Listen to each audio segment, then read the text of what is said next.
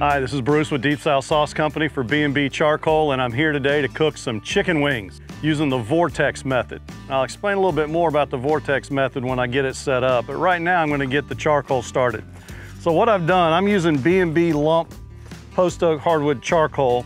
I'm going to go ahead and use it. It's going to be a good hot fire, and it is going to give me some smoke. One reason I chose Lump over briquette, which you could use either one in this case. I chose Lump because I feel like it gives us a little bit more smoke flavor than a normal briquette would.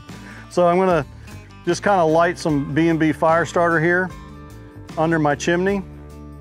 I have my vents wide open at the bottom of the kettle grill to get the airflow.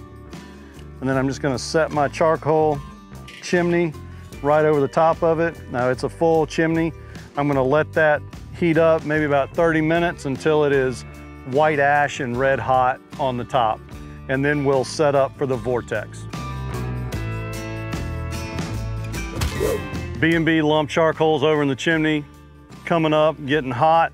I'm gonna go ahead and prep the chicken wings. Now, you can buy these pre-done, I'm sure, but I just went to the grocery store and bought some chicken wings. Now, so they already have the drum and the flat connected with the little wing. So you just gotta prep it. So the easiest thing to do is just come in here, take that tip off. You want a nice heavy knife, make sure you grip it nice and tight, and then try to follow the knife and get in there in that joint, and it should just come apart like that.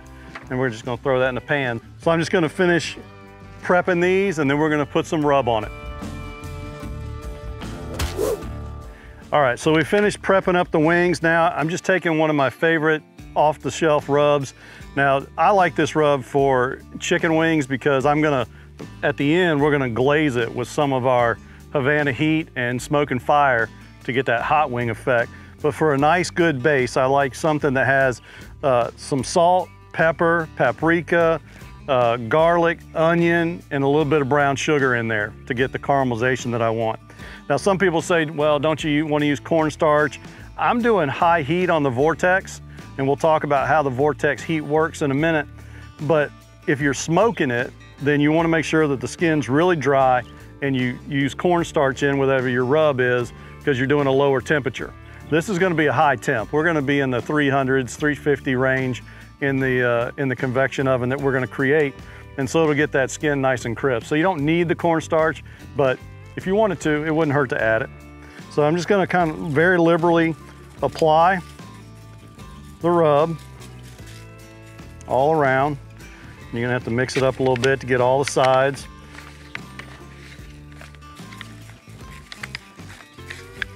I want to get a good coating. And then I just want to let it sit for a minute, let those flavors get in. Try to penetrate the skin just a little bit. And again, I'm doing this while I'm waiting for my charcoal to get to temp.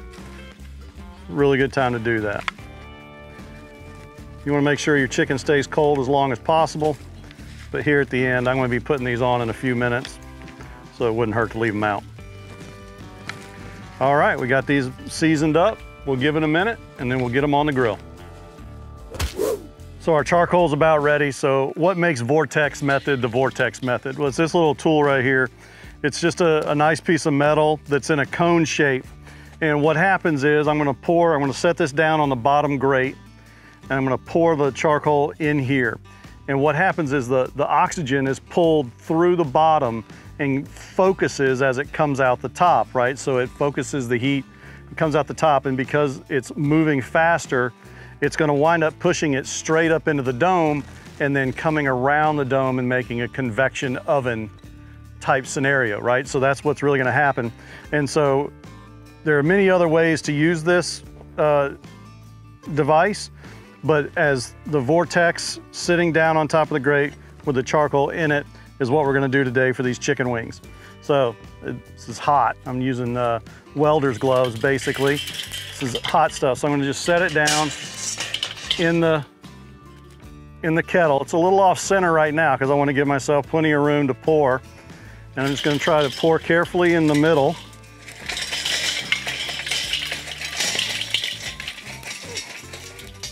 And if some comes out, that's all right. I got some tongs over here that I use specifically for this to put it back in. So you can already see in here that it's already starting to get hot and it's focused that heat. So I'm just gonna kind of move it in the center because I'm gonna put that top grate on the top of it and put the chicken wings around it.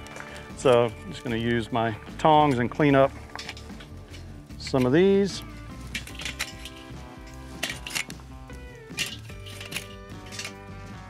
And get it in there. And so now I'm just gonna put my grate on top,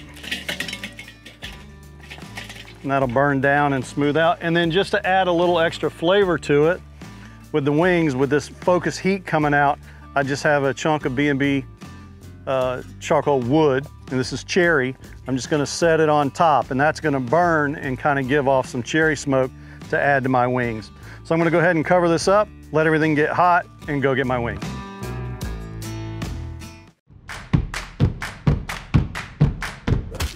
All right, so we got the Vortex set up. Our cherry chunk is smoking, you can see that, and the smell is just incredible, that cherry wood. So I'm gonna take our wings that have been out and we rubbed them, I'm gonna lay them around the outside. Now, I like the drumettes. I face the fat side forward and I put them a little closer. Now, the flats, you can kind of put them towards the back. Depending on how many you're loading up here and how much room you have, I tend to, when I'm doing a lot, stagger a little bit. You can get them close together if you have to, but you do want that airflow to go between them. You can't lock them together too tight. If you want to put these around, again, I kind of do drums and flats, just to give myself some room. The flats are a little thinner, although they have the two bones in it. Will take a little less time than the drums on the fat part. That's why I put them, the fat parts toward the middle.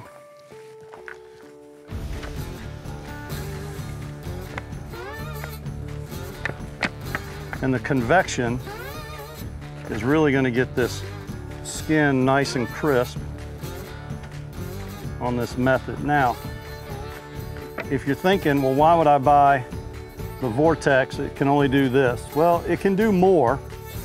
Believe it or not, in the snake method that we show in another video, if you're having trouble, you can put your charcoal around and turn it upside down.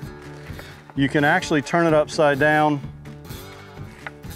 and put charcoal on the outside of it, around it, and you can put a chicken inside of it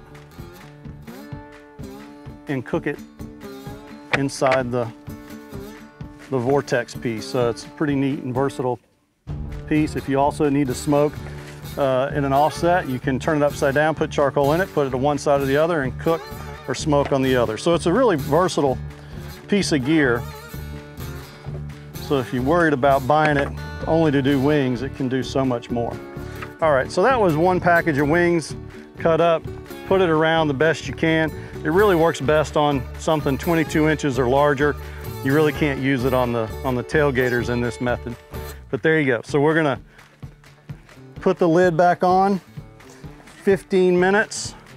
Now, again, it's all about the airflow. I have the bottom wide open, I have the top wide open. What I'm gonna do is I'm gonna do a timer in 15 minutes, and then I'm gonna rotate the vents after 15 minutes because I want that smoke to come all the way around. At about the 30-minute mark, I'll flip them to make sure. And then when we get towards the end, we're gonna glaze them with some of our sauces. All right, so it's been a little over, it's almost 45 minutes. We're gonna look at them and check the temp on them, and I think they're about ready. We're gonna glaze them with some of our Havana heat. So they're looking really good. So we're gonna go ahead. Now we're using our Deep South Sauce Company Havana heat, which is a mango habanero. And I'm just gonna brush it on. Get some nice additional flavor on here. I'm gonna let it sit for a minute and set.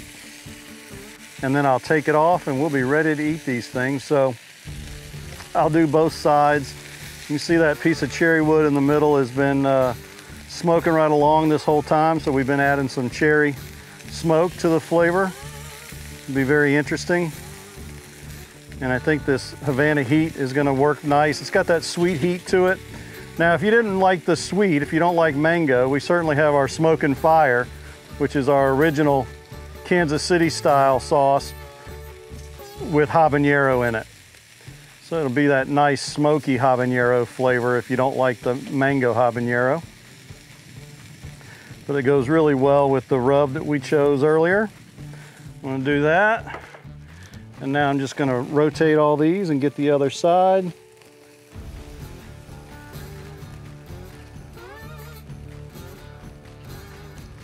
Take but a minute.